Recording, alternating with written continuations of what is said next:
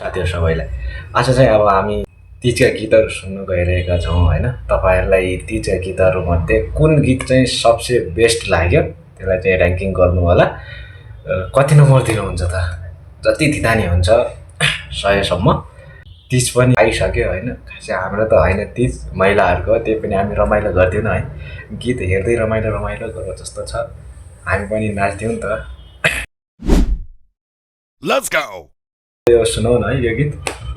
ठुसा ठुसा ठुसा ठुसा ठुसा ठुसा आज पनि गनायौ हे बुढा तिमी ठुसा ठुसा आज पनि गनायौ हे बुढा तिमी ठुसा ठुसा आज पनि गनायौ हे बुढा तिमी ठुसा ठुसा।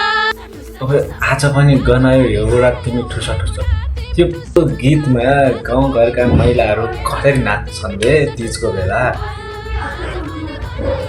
अहिले फेरि तीजमा डान्स भन्ने चाहिँ कम्पलसरी हुनुपर्छ, थाहा छ।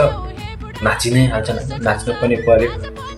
नाच्दैमा त्यस्तो नराम्रो त केही नै होइन। नाच्नु पर्यो, नाच्ने गाउने रमाइलो गर्ने यताउति गर्ने होइन।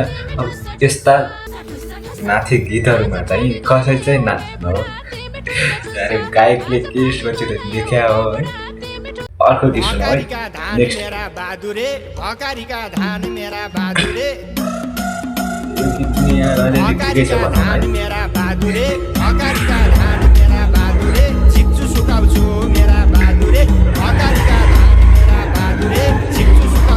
मेरा बहादुरे अगाडिका धान मेरा बहादुरे झिक्छु सुकाउँछु मेरा बहादुरे झिक्छु सुकाउँछु मेरा बहादुरे झिक्छु सुकाउँछु मेरा बहादुरे। गीत मैले हेर न भाइ, भकारीमा धान मेरा बहादुरे भन्ने के भन्यो है।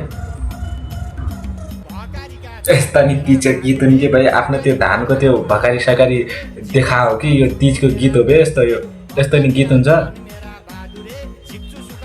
योभन्दा राम्रो त मै लेख्ने रहेछु यार गीत। एक गीत लेखेर गाइदिउँ कि के हो। यिनीहरूका गीत सुनेर त मलाई त आफूमा कन्फिडेन्स आउन लाग्यो। म पनि गीत लेख्न सक्छु, म पनि गायक बन्न सक्छु भन्ने। अर्को गीत है नेक्स्ट गीत।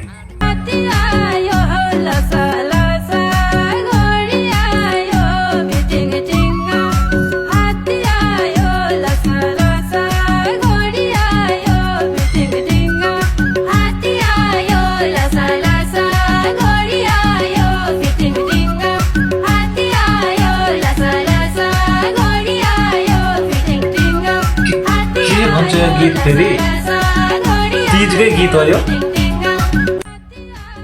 तीजकै गीत हो भने त यार यो त अलि खबर उतातिर के भन्छ त्यो चितवन राष्ट्रिय निकुञ्जतिर भएपछि सुहाउँथ्यो कि यो चिडियाखानातिर बजाउने गीत हो कि जस्तो लाग्यो मलाई त। यो हात्ती आयो लस लस, घोडा आयो फिटिङ फिटिङ, अनि स्याल आयो कराउँदै भन्नु पऱ्यो नि त्यहाँ त। फेरि सर्प आयो सलल लल्ल, भेकुत्व आयो टर्र टर्र गर्दै। ए बे यो तिमीहरूले के यो जनावरहरूलाई नाच्नको लागि बनाएको हो कि तीजमा महिला दिदीबहिनीहरू नाचुन् भनेर बनाएको गीत हो बे यो। यो त अलि भएन नि यो। फेरि हाम्रो गाउँका महिलाहरू त होइन गोरु बाख्राहरू चाहिँ पक्कै नाच्छन् होला यार यस्तो गीतमा त। अनि बिरालोको लेख्नुपर्ने त्यसमा बाख्रा गोरु गाई बल्ल भैँसी बोका खसी नागो सबैका बारेमा लेख्नु पर्थ्यो। यहाँ अब हात्ती र के भन्छ त्यो घोडाको मात्र लेखा छ। अलिक चित्त बुझेन या। त्यो सबैको लेख्नु पऱ्यो, समानता दिनु परेन सबै जनावरलाई। यो हात्ती र घोडालाई मात्र दिएर भन्दा तै यस्तो गीत। ल अर्को गीत सुनायो खासै। मसँग गन्छ पड्काउने मन छ, छोरो जन्मिन्छ जिन्दगी बन्छ, सिलाउने खुट्टा खोलामा पानी छ, प्यास मेट्ने बानी छ। अय्या अय्या अय्या अय्या सल्ला दमारमा यी महाशयलाई कसैले गएर सम्झाउँ त। यो अवस्थामा आएर मसँग गन्छ पड्काउन मन छ भनेर गीत गाउँदै बसेका छन्। कसैले पुलिस प्रशासनलाई फोन गरेर अहिले जेल कोच्नु परेको यो मान्छेलाई। अहिले यसरी हात हतियार चलाउनु पाउँदैन भन्ने थाहा छैन के हो यार।